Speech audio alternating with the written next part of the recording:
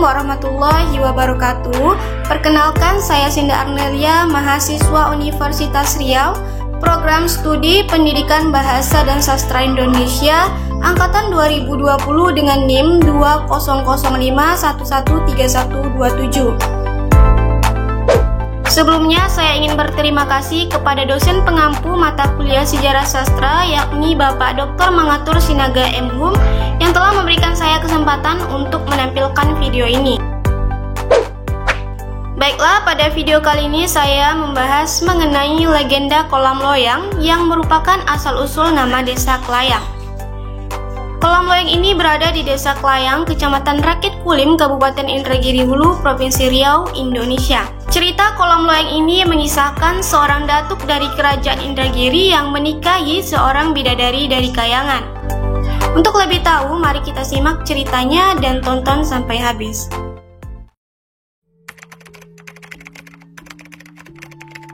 Pada zaman dahulu diceritakanlah seorang datuk dari Kerajaan Indragiri yang bernama Datuk Sakti sedang menyusuri sungai Indragiri menggunakan perahu.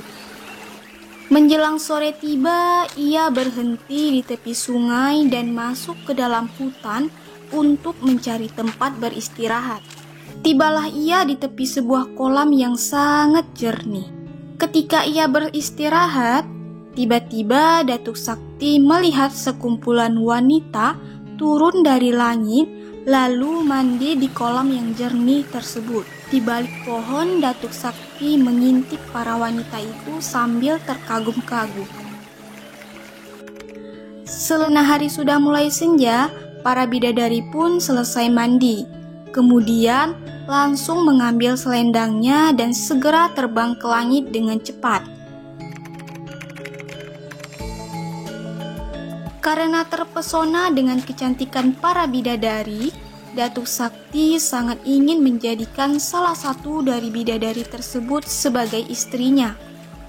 Namun, ia bingung bagaimana caranya.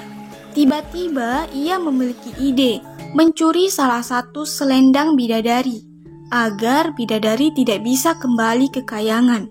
Esok harinya Datuk Sakti kembali lagi ke kolam itu, berharap bidadari akan kembali turun ke bumi. Benar saja, bidadari turun kembali ke bumi dan mandi di kolam yang jernih dan berkilau bagaikan loyang itu. Dengan susah payah, akhirnya Datuk Sakti berhasil mencuri salah satu selendang bidadari, kemudian segera bersembunyi. Hari sudah mulai senja. Para bidadari bergegas berpakaian dan akan terbang ke langit. Namun ternyata selendang si bungsu hilang. Dengan berat hati, 6 bidadari meninggalkan adiknya di bumi. Sebab bila malam tiba, semua bidadari tidak akan bisa kembali ke langit. Si bungsu menangis terseduh-sedan sambil mencari selendangnya. Setelah 6 bidadari terbang ke Kayangan, Datuk Sakti keluar dari persembunyiannya dan menunjukkan selendang kepada bidadari yang tinggal tadi. Datuk Sakti berujar bahwa jika bidadari ingin selendangnya kembali, maka bidadari harus menikah dengannya. Dengan berat hati, bidadari menyetujuinya dan memberi syarat agar Datuk Sakti tidak menceritakan asal-usulnya sebagai bidadari pada semua orang. Akhirnya mereka menikah. Setelah lama menikah, Datuk Sakti dan bidadari mendapatkan seorang anak perempuan yang cantik jelita dan seorang anak laki-laki.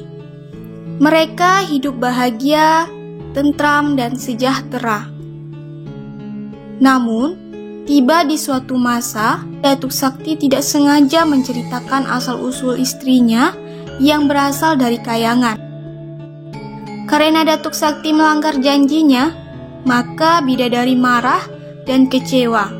Kemudian segera mengambil selendangnya dan kembali ke Kayangan, meninggalkan Datuk Sakti dan anaknya.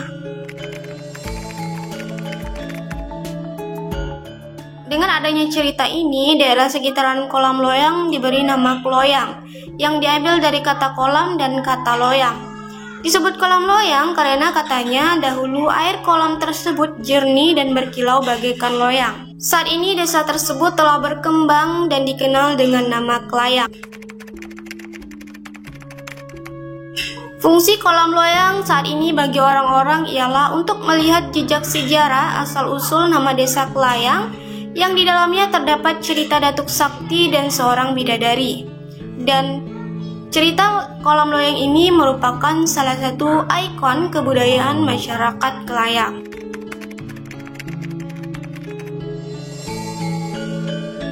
Penampakan di sekitar kolam loyang saat ini berdiri sebuah pendopo berukuran cukup luas, tempat para pengunjung beristirahat. Di sekeliling kolam juga diberi pembatas menggunakan marmer dan dipagar. Namun sayangnya pendopo dan kolamnya sudah sangat tidak terurus. Tembok dan lantainya begitu kotor, bahkan pagar yang mengelilingi kolam loyang sudah lapuk. Air kolam loyang sudah tidak terlihat jernih dan berkilau seperti yang diceritakan dalam cerita, namun melainkan penuh dengan sampah, yaitu berupa dedaunan dan lumut.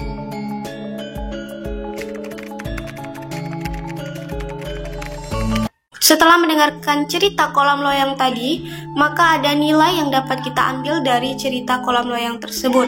Yang pertama, bahwa sesuatu perbuatan yang awalnya bernilai tidak baik juga akan berakhir tidak baik dan tidak menyenangkan. Dapat kita lihat dari cerita Datuk Sakti yang mengambil selendang bidadari secara diam-diam. Akhirnya hidupnya berakhir tidak baik dan tidak menyenangkan, yaitu ditinggal oleh sang bidadari. Kemudian nilai pentingnya menjaga janji dan kepercayaan seseorang. Dapat kita lihat pada cerita Datuk Sakti yang lupa atas janjinya untuk merahasiakan identitas istrinya sebagai bidadari. Dan pada akhirnya, karena dia melanggar janji, maka ia mendapatkan nasib buruk, yaitu ditinggal oleh sang bidadari untuk selamanya. Baik, demikianlah legenda kolam loyang, yaitu cerita asal-usul nama desa Klayang. Akhir kata, saya berharap kita semua bisa melestarikan dan memperkenalkan kebudayaan kita. Salah satunya sastra rakyat seperti legenda kolam loyang yang saya ceritakan tadi. Kita perlu memperhatikan dan menjaga setiap peninggalan budaya dengan baik. Contoh hal kecilnya yaitu tidak membuang sampah di tempat-tempat bersejarah atau tidak merusak tempat-tempat sejarah tersebut. Karena kalau tidak menjaga cerita dan tempat-tempat sejarahnya, dari mana lagi kita dan generasi selanjutnya bisa mengetahui seluk-beluk kebudayaan kita sendiri. Saya ucapkan Assalamualaikum warahmatullahi wabarakatuh.